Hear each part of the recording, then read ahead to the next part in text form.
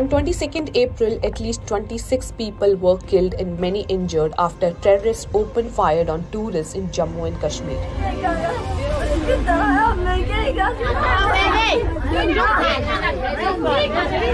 The attack occurred in Pahalgam, a popular tourist destination in Kashmir.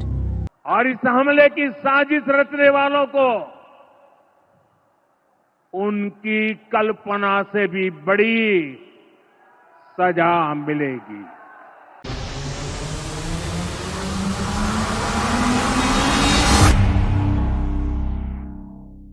तबाह करें बस। India ने आम जनता के बारे में अच्छा ही सोचा है और उनकी मिलिट्री के लिए भी। मिलिट्री पे कोई अटैक नहीं किया, कोई अटैक ना कोई। अभी वो बॉर्डर पार कैसे आए, ये तो मुद्दा उठाओ भी। बॉर्डर पार कैसे ऐसे मिलिट्री सो रही थी सारी, वो सरकार के साथ नहीं, देश के साथ है। तो आप सभी को मेरा नमस्कार। 22 अप्रैल पहलगाम का अटैक, जो कि कश्मीर में पहलगाम वैली में जो अटैक हुआ था, एक इतनी सुंदर जगह जहां पे टेररिस्ट ने 26 लोगों को मार गिराया। बेकसूर लोग जो कि हिंदू थे, नए विवाहित जोड़े जिनके हस्बैंड्स को, जिनके पति को एकदम मार दिया गया, गोली से उड़ा दिया गया। उसके बाद अब 7 मई को मोदी जी ने मुंह तोड़ उनको जवाब दिया है, और जिसका नाम रखा है ऑपरेशन सिंदूर। तो आज हम पहुंचे कुरुक्षेत्र यूनिवर्सिटी के रोज़ गार्डन में। हम जानना चाहेंगे कि जो भी ये ऑपरेशन सिंदूर है, ये जनता इसके बारे में क्या कहेगी। तो चलिए हम जानते हैं जनता का रिव्यू ऑपरेशन सिंदूर के ऊपर क्या है। जो 22 अप्रैल को जो हुआ है, पहलगाम अटैक हुआ है, आतंकियों ने हमारे हिंदुस्तान के हिंदू भाइयों को बिना किसी गुनाह के उनको मार गिराया। हमारी जो बहनें हैं उनका सुहाग छिन गया बस कुछ ही पलों में। और उसके बाद जो मोदी जी ने अभी जो ऑपरेशन जो सिंदूर है वो शुरू किया है, आपकी उसके बारे में क्या राय है, आप क्या कहना चाहेंगे? देखो ये तो चीज़ें गलत हो। क्यों गलत है? देखो ये बात ये हुआ, बात ऐसे भी खून का बदला खून नहीं करता हर बार।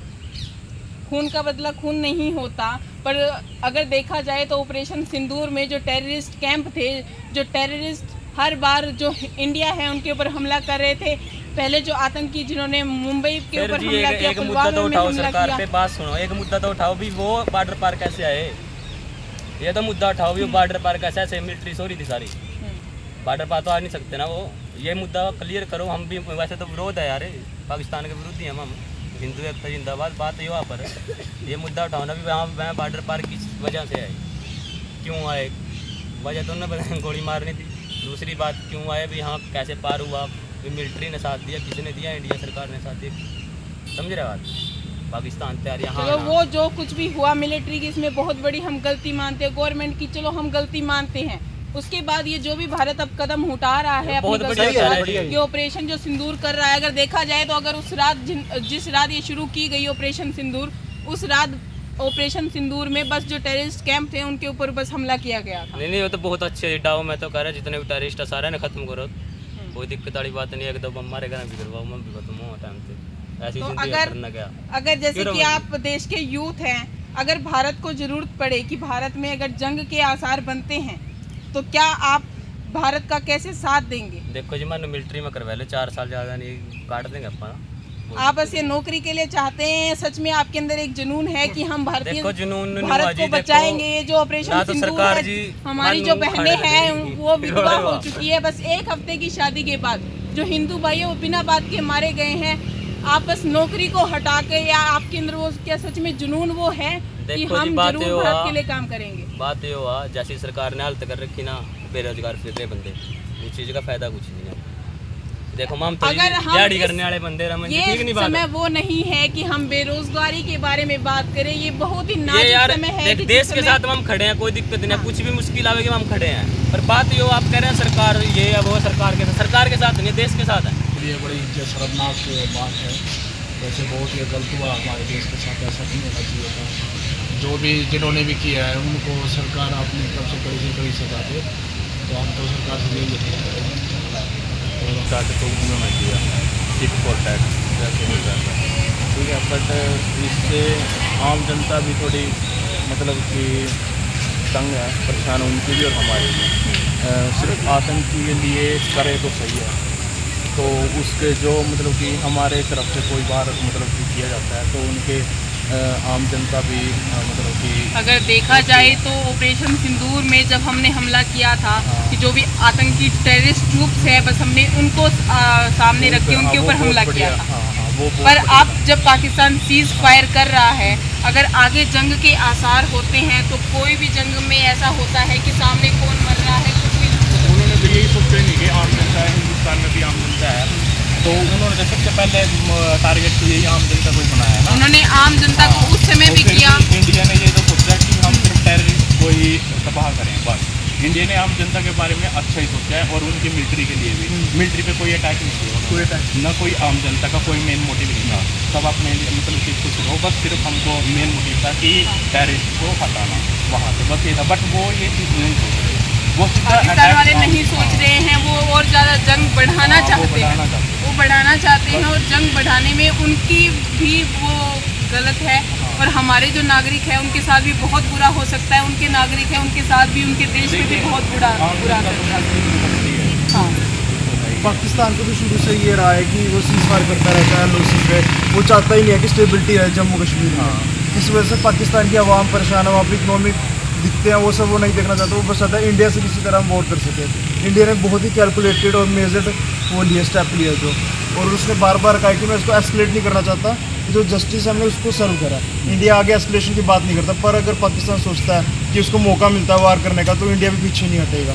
बट इंडियन गवर्नमेंट ने बहुत ही प्रॉपर कैलकुलेटेड और यूएन के अकॉर्डिंग जो स्टेप बनता है सेल्फ डिफेंस का, उसके अकॉर्डिंग स्टेप लिया है। इंडिया तो मौके दे रहा है उनको, भाई रहने दो, बट नहीं मान रहे तो फिर स्टेट फॉर टैट या जैसे वैसा ही मिलेगा। अब इंडिया बहुत उनको समझाने की कोशिश कर चुका है कि हम टेररिस्ट पे अटैक कर रहे हैं, इनोसेंट सिविलियन से हमारा कोई लेना देना नहीं है, पर जो हम पे वार करेगा हम उन पे वार करेंगे। तुम्हारी तरह हम हमारी आम जनता को कोई नुकसान नहीं पहुंचाएंगे। पर पाकिस्तान अपनी हरकतों से बाज नहीं आना चाह रहा है और ना ही आएगा। उनके अंदर नहीं है, यूनिटी ये नहीं है, तो वो अपनी लोकल इकोनॉमिक पॉलिसीज वगैरह नहीं देखना चाहता कि हम देश को कैसे सुधारें, वो चाहता है कि बस इंटरनेशनल कैसे टेररिज्म फैलाएं। और उसकी ये बात उन्होंने खुद एडमिट करी है कि हम वेस्टर्न मीडिया के लिए भी, वेस्टर्न काम के लिए भी कसम टेररिस्ट फैलाते आ रहे हैं, इस काम को करते आ रहे हैं। जैसे कि उसने तो उसको भी मना करता कि ओसामा बिन लादेन मेरे यहाँ पे नहीं है, पर आखिर में पकड़ा तो वहीं गया।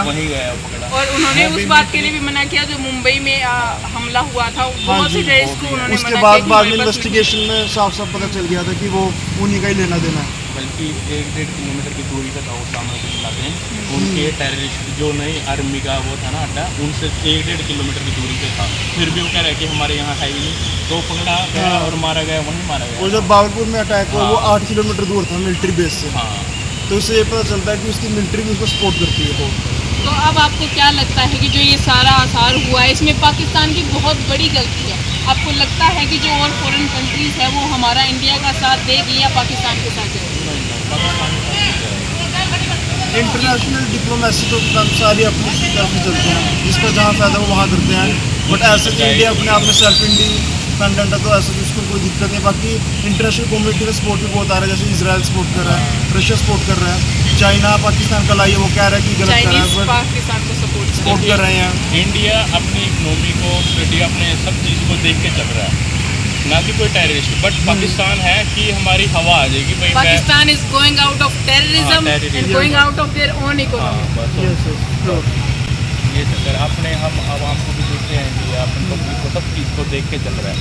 और देखो 15 दिन लगाए उन्होंने एक चीज़ को मतलब कि अटैक करने में उनके, और फिर भी क्या चीज़ सोचा कि उनकी पब्लिक को कोई नुकसान नहीं होना चाहिए, कोई आर्मी को भी नुकसान नहीं होना चाहिए। प्री प्लान हो तो वो बहुत अच्छा रिजल्ट देती है। और Pakistan is playing a blind game. वो अंधाधुंध चल रहा है, वो चाहता है कि इंडिया में स्टेबिलिटी ना रहे, तो पाकिस्तान को ये सब चीज़ें छोड़ के उनके लिए फ़ायदा यही है और उसके अवाम के लिए कि अपने लोकल पॉलिटिक्स पे ध्यान दें और अपनी सरकार पे ध्यान दें, इकोनॉमिक पॉलिसीज़ पे, ना कि इंडिया को उसमें।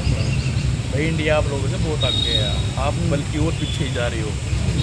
जितना यहाँ इंडिया पे आप मिसाइल और इंडिया की आर्मी भी 4th लार्जेस्ट आर्मी है पूरे वर्ल्ड में। इकोनॉमी और आर्मी ये फिर भी 4th पे है, 3rd फोर्थ पे आर्म फोर्सेस भी इंडिया के पास बहुत है।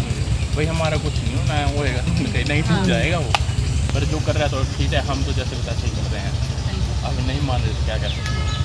ठीक है, बहुत बढ़िया कदम उठाया है और ऐसा ही करना चाहिए ऐसे लोगों के साथ, तो हम तो बहुत खुश हैं। ऐसे आगे भी अगर कोई ऐसा अगर करना पड़े तो जरूर करना चाहिए। जैसा भी सरकार हमें कहेगी वैसा करेंगे, साथ देंगे उनका पूरा। जैसे भी वो देश होंगे ऐसे ही पालन करेंगे। हम यही कहना चाहेंगे कि जो भी कार्रवाई हुई हमारी सेना की तरफ से वो बिल्कुल सही कार्रवाई हुई है, क्योंकि पाकिस्तान के हमारे आतंकी ठिकानों पर हमला किया, ना तो वहाँ के सिविलियन टारगेट किए गए हैं, ना कि वहाँ की कोई मिलिट्री कोई जिसमें टारगेट की गई है। जो वहाँ के आतंकी संगठन है जिन्होंने हमारे कश्मीर में हमला किया था उन्हीं को टारगेट किया गया है। तो बहुत ही बढ़िया कार्रवाई की हमारे प्रधानमंत्री नरेंद्र मोदी के नेतृत्व में। तो अब आगे आपको क्या लगता है, जैसे पाकिस्तान ने सीज़ फायर का उल्लंघन करके हमला बोल दिया गया है भारत पे, और आगे अगर जंग के आसार हुए तो जंग में क्या होता है कुछ नहीं पता होता कि इनोसेंट सिविलियंस भी मारे जा सकते हैं, तो आप इस पर अपनी राय क्या रखना चाहेंगे? मैं बस इतना ही कहना चाहूँगा कि जंग किसी भी चीज़ का सॉल्यूशन नहीं है, क्योंकि अगर कोई भी वॉर होती है तो लास्ट में उस वॉर को ख़त्म करने के लिए भी एक टेबल पे बैठना पड़ता है, बातचीत करनी पड़ती है। अगर कोई पाकिस्तान अगर कुछ सीज़ फायर को उल्लंघन कर रहा है, अगर हमारे सिविलियन को मारे, तो मुझे मेरी आर्मी और हमारी मिलिट्री पर पूरा भरोसा है कि उसको पूरा मुँह तोड़ जवाब देंगे।